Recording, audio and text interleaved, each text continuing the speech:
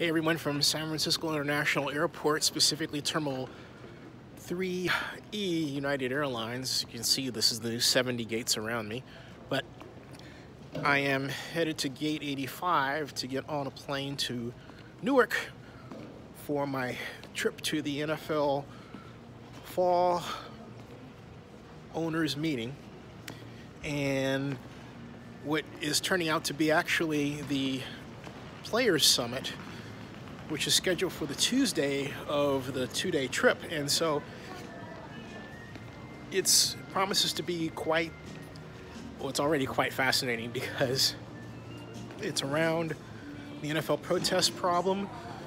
And when I say problem, I don't mean to deride the action at all.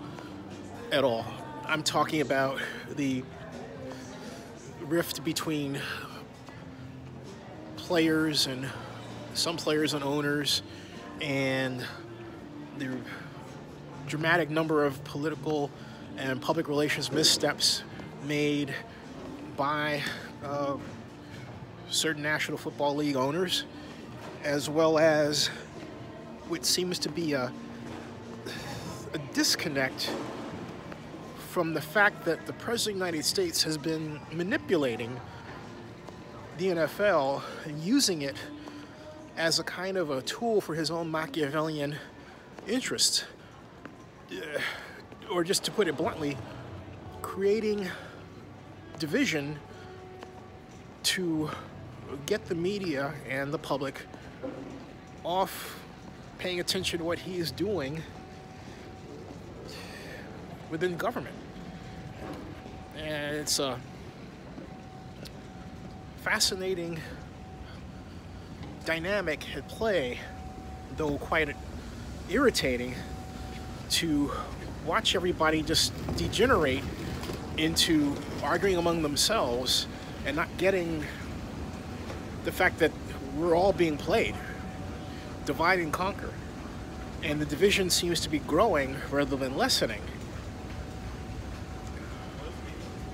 Anyway, that will be on Tuesday, and then Wednesday we'll get back to the quote normal unquote business of the National Football League.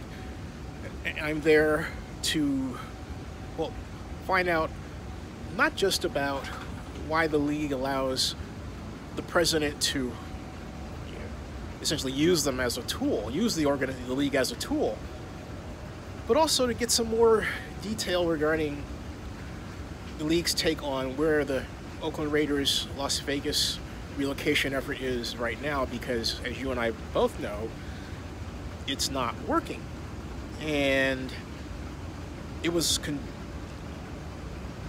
officially recently described as conditional by the Las Vegas Stadium Authority,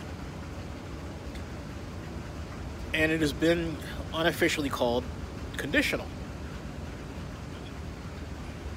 My interest is in finding out what the league thinks about where the effort is in terms of those conditions.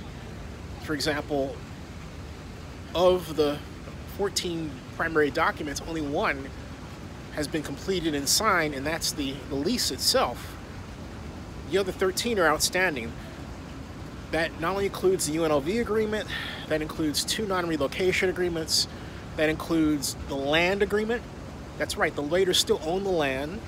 It has not been turned over to Las Vegas Stadium Authority, and that can't happen until the Raiders sign the non-relocation agreement. So there are agreements that have to occur basically in such a way that one has to be signed before the other,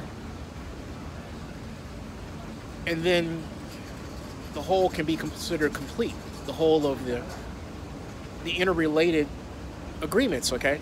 So, but the bottom line is the Raiders haven't signed any of those agreements save for one. And the total cost of the stadium, called the guaranteed maximum price, has not been determined. And from reports, it won't be determined until late February at the earliest. I'm betting March or April. So, but I digress. That's my preview of the NFL Fall League meeting. So If you haven't already, subscribe to Zennie62 on YouTube to catch my live stream coverage and my video on demand coverage as well. Thanks.